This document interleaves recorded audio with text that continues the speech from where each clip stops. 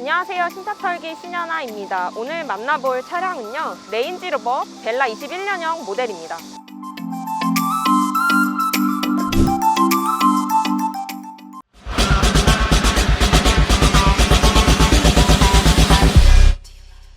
벨라는 2017년 출시된 모델이죠. 연식 변경을 거쳐서 21년형 모델까지 나온 상태고요. 레인지로버 시리즈 중에 스포츠랑 엔트리급인 이보크 그 사이에 있는 차급이라고 보시면 되겠습니다. 크기는 한 중형 정도, 중형 SUV급이고요. 일단 이렇게 보시면 아시겠지만 전폭이 굉장히 깁니다. 이 차는 영국 브랜드 차량이죠. 주로 영국 군용 차량이라든지 황실에서 사용했던 차라고 하고요. 그래서 그런지 정말 웅장하고 멋진 외관을 가지고 있습니다. 일단 전면부부터 살펴보시면요, 이 파도불결 같은 그릴이 전면부에서 굉장히 독보적인 인상을 구현하고 있습니다. 헤드램프 같은 경우는 이렇게 라인으로 구성이 되어 있고요. 주간주행등이 이쪽에 나타나는데 앞뒤 쪽에 둘 다 그 순차 점등 턴 시그널이 적용되어 있습니다. 그래서 그런지 훨씬 더 매력적으로 비춰집니다. 헤드램프는 매트리스 LED 램프가 들어가 있고요. 매트리스 LED 램프 같은 경우는 야간 주행 시에 조금 더 이제 똑똑한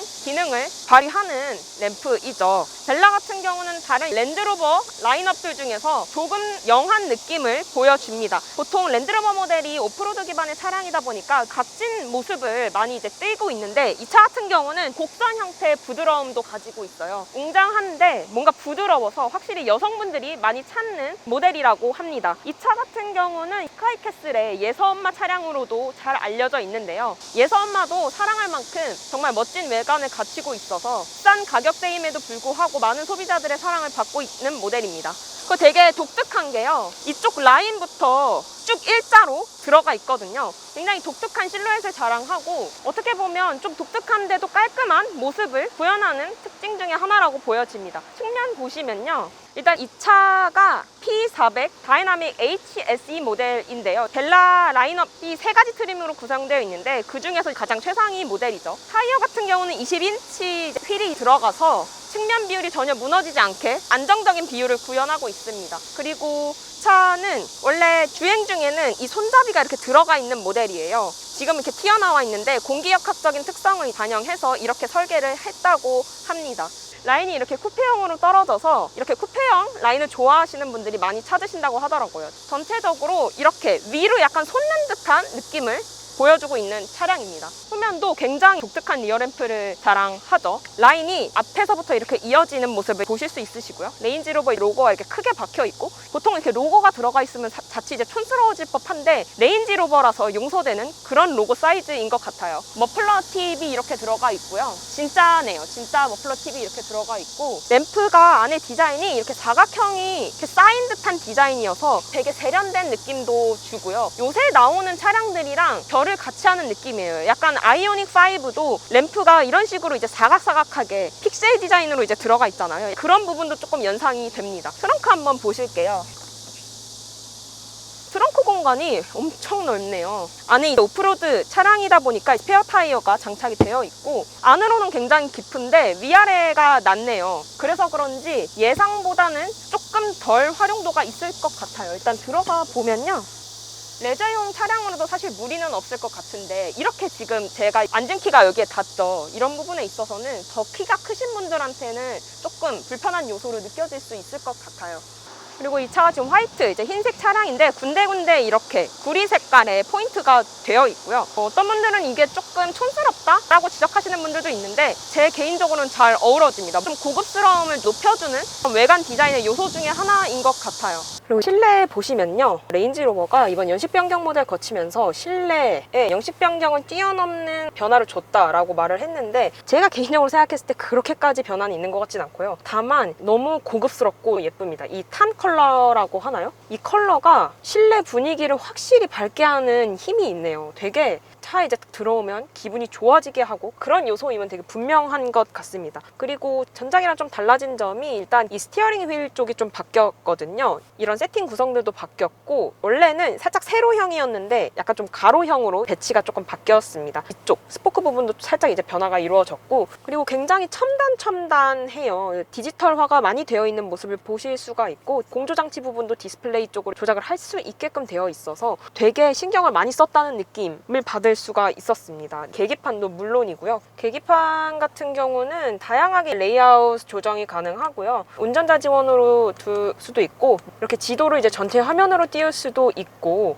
이런 식으로 계기판 구성을 달리 할 수가 있습니다. 실제 이 디스플레이에서 운전자가 운전 중에 가장 많이 사용할 수 있는 부분을 계기판에도 그대로 옮겨옴으로써 훨씬 더 주행의 편의성을 높여주는 그런 요소인 것 같고요. 내비게이션이 있는 건 굉장히 편리한 요소 중에 하나라고 생각이 돼요. 특히 내비게이션만 꽉 채워서 보여줄 수 있는 부분도 있고 중간에 속도계가 있고 한쪽에만 내비게이션이 드러나는 그렇게도 설정을 할 수가 있어서 이런 부분은 되게 신경을 많이 썼다는 생각이 듭니다. 그리고 이 차는 디스플레이가 이거 각도 조정이 가능하고요. 그리고 가장 좋은 게 내비게이션에 키맵이 내장되어 있어서 훨씬 편합니다. 수입차 같은 경우 내비게이션과 관련된 지적사항들이 많잖아요. 자체 순정 내비를 쓰다 보면 조금 복잡한 것도 있고 직관적인 게 아는 것도 있고 국내 실적을 좀 반영을 잘 못하는 부분도 있는데 얘는 그런 부분 키맵으로 한 방에 잡은 그런 셈이죠. 디스플레이는 근데 살짝 작네요. 이 차 크기나 뭐 요즘 추세 다 고려해도 굉장히 작은 편에 속하는데 보는데 딱히 불편함은 없고요. 각도가 이렇게 세워져서 보는데 전혀 불편함이 없고 그리고 이쪽 기능을 아까 말씀드렸다시피 계기판에서도 이제 충분히 이용이 가능해서 딱히 그런 부분에서의 불편함은 없는 것 같습니다. 근데 이 계기판 같은 경우 이렇게 조작을 하려고 할 때 약간 느리네요. 성격 급한 한국인들한테 조금 답답할 수도 있겠다 싶습니다. 헤드업 디스플레이 위치 조정, 뭐 밝기 또 다 이쪽을 통해서 조작이 가능합니다. 헤드업 디스플레이도 지금 굉장히 직관적으로 잘 보여지고요. 헤드업 디스플레이 컨텐츠로는 내비게이션도 이제 표시가 가능하고 기어 상태, 전화, 운전자 지원 시스템 뭐 이런 것 등등을 이쪽에 표시를 할 수 있다고 합니다. 그리고 디스플레이도 계기판처럼 살짝 반응이 느린 감이 없지 않아 있어요. 이 검색 칠 때도 살짝씩 한 템포가 조금 느린 그런 반응을 이제 보여주고 있고 근데 뭐 막 진짜 미치겠다 이런 수준은 아니고요. 그리고 센터펜시아 쪽은 이렇게 되어 있고 네, 공조장치 이렇게 되어 있고 이쪽에 보시면 실내 온도, 시트 난방, 마사지 기능도 각각 이제 개별적으로 지원이 되네요. 차량 이 상태 보실 수 있고요. 그리고 이 차는 오프로드 기반의 차량이다 보니까 이렇게 서스펜션 높낮이 낮추는 기능이 다 들어가 있어요. 그리고 눈길, 뭐 사막 이런 데에서 사용할 수 있게끔 개별 설정이 가능하게끔 하는 이제 세팅이 이렇게 구성되어 있고 근데 사실 이 기능이 진짜 레저 즐기시는 분 아니면은 얼마나 사용할 수 있을까 싶긴 해요. 사실 그런 용도로 사시는 분들보다 차만의 어떤 매력으로 이 차를 구매하신 분들이 많을 거기 때문에 그럼에도 그래도 이 차의 어떤 정체성은 그 오프로드에 이제 기반을 하고 있다는 거. 이 차가 이번에 이제 영식 변경 모델 들어오면서 통풍 시트가 들어왔다고 하거든요. 굉장히 이제 국내 소비자들에게 선호받을 사양이잖아요. 이쪽 다이얼식 버튼을 통해서 조작 가능하고요. 한 번 누르면 이렇게 통풍 시트 조작 가능하고 오른쪽으로 돌리면 열선으로 돌아갑니다. 그리고 한 번 다시 누르면 이렇게 에어컨 온도 설정으로 이렇게 들어가게 돼요. 그리고 이쪽은 오디오 온오프 시스템이고요. 이쪽 센터 콘솔 공간 은 양쪽으로 이렇게 나뉘어져 있네요. 되게 뻑뻑한데 이게 나중에는 좀 부드러워질지 모르겠네요. 근데 지금 상태로서는 굉장히 뻑뻑합니다. 이렇게 두 칸으로 이렇게 나눠져서 되어 있고 이게 뭐 조수석 분들을 위한 배려일까요? 네, 어쨌든 이러한 구성을 취하고 있고 이쪽 안에 공간은 그렇게 넉넉하지는 않은 편이고요. 네, 이쪽 보시면 C타입이랑 USB 포트 이렇게 마련되어 있고 C타입이 있어서 확실히 최신형 차다운 모습을 보여주고 있죠. 컵홀더는 이쪽에 하나 있고 이렇게 들어가 있습니다. 굉장히 이런 사소한 하나하나에서 뭔가 되게 고급지죠. 뭔가 쓸데없이 고급스럽게 만들어 온 느낌도 듭니다. 어쨌든 굉장히 멋스러운 부분 중에 하나인 것 같아요. 원래 디테일함에서 모든 차이가 오는 거니까요. 스피커 같은 경우는 유명한 또 메라디안 서라운드가 들어가 있어서 특히 뭐 차박하실 때나 감성을 즐기실 때 좋은 요소가 될 거라고 생각이 듭니다. 썬루프도 이렇게 올라가 있고 엄청나게 개방감이 좋고요. 지금 이제 그늘에 가려져 있는데 빛으로 나가게 되면은 훨씬 더 속 시원한 그런 모습을 보여줄 겁니다. 지금 2열 들어와 봤는데요. 이 차가 휠베이스가 한 2.8m 정도로 알려져 있는데 휠베이스만 보면 꽤 긴 편이죠. 근데 그에 비해서 실내 공간은 생각보다 여유롭지는 않은 것 같아요. 제가 생각했을 때 트렁크 공간, 이쪽 뒤에 공간이 아무래도 좀 널찍하게 빼려고 하다 보니 상대적으로 좀 이 1, 2열 실내 쪽이 조금 줄어들지 않았다 생각이 드는데 뭐 그 점을 감안하고 보더라도 객관적으로는 넉넉한 편입니다. 제 기준 한 주먹 2.5개 정도 들어갈 공간이 나오고 아마 성인 남성분들이 앉으면 한 요 정도 되지 않을까 싶네요. 그래도 엄청 그렇게 닿을 정도까지는 아닌 것 같고요. 헤드룸도 상당히 넉넉하고요. 이 역시도 성인 남성분들이 앉았을 때 부족함이 없을 것이라고 보여집니다. 2열은 엄청 특이한 거는 없어요. 근데 옆에 버튼을 통해서 높낮이, 등받이의 각도 조절이 가능하다고 하고요. 미세하게 올라오네요. 약간 직직거리면서 내려가네요. 이게 지금 최대인데 그래도 이 정도면 장거리 주행할 때 그렇게 불편할 정도는 아닌 것 같아요. 충분히 젖혀져 있다는 느낌은 듭니다. 이 차가 영국 브랜드 차량이라고 했잖아요. 되게 미세하게 이런 부분에 지금 영국 국기가 들어가 있어요. 이게 디자인으로 약간 심어져 있는 거 이렇게 보이실지 모르겠는데 영국 차량의 정체성을 확실히 심어주고 있는 그런 요소로 보여지고요. 이쪽 시트에서도 살짝 그런 디자인적 요소가 심어져 있습니다. 중간 부분은 컵홀더 2개가 있고 여기에 따로 수납함은 없는 것 같고요. 그리고 이쪽에 공조장치가 2개가 있고 12V 그리고 열선 개별적으로 조작이 가능하고 약간 2열은 뭔가 조금 부족한 느낌이 드네요. 조금 신경을 덜 썼다라는 느낌이 드는 게 공조장치가 뭔가 조금 아쉽게 느껴집니다. 이 차가 아무래도 1억 원이 좀 넘는 차량인데 요새 2열까지 신경 쓰는 차량들이 아무래도 많잖아요. 그런 비슷한 가격대 차량들 중에 그거에 비해서 너무 투박한 게 아닌가라는 생각이 들 수밖에 없는 것 같아요.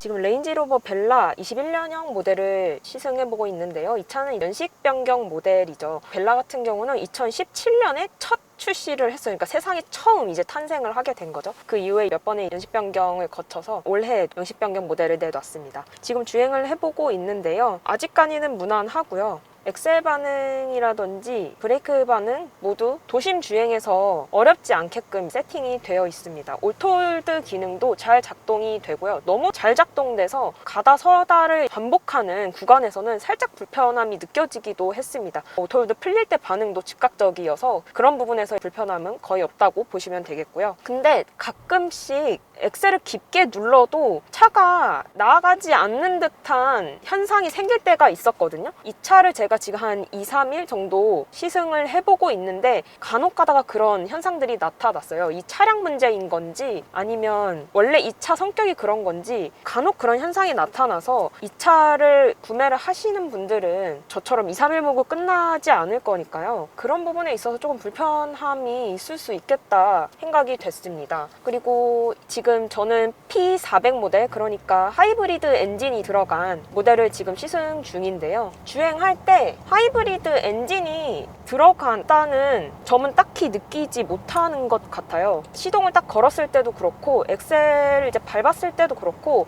엔진이 장착됐다는 차량인 게 확실히 드러납니다. 그런 소음 측면에서도 그렇고 어떤 주행 질감 측면에서도 그런 측면을 보여주고요. 다만 제가 이 차를 처음 받아서 느꼈던 게 처음 받은 사람한테도 이런 기능들이라든지 차량의 구성 이런 게 쉽게 세팅이 되어 있더라고요. 그래서 너무 편리했어요. 이게 되게 사소한 건데 앞으로 이제 계속 이 차를 구매하시는 분들에게도 주행을 할 때 편리한 요소로 느껴질 것 같더라고요. 그리고 이 차가 오프로드 성격의 차량이잖아요. 승차감이 굉장합니다. 에어 서스펜션이 들어갔다고 하는데요.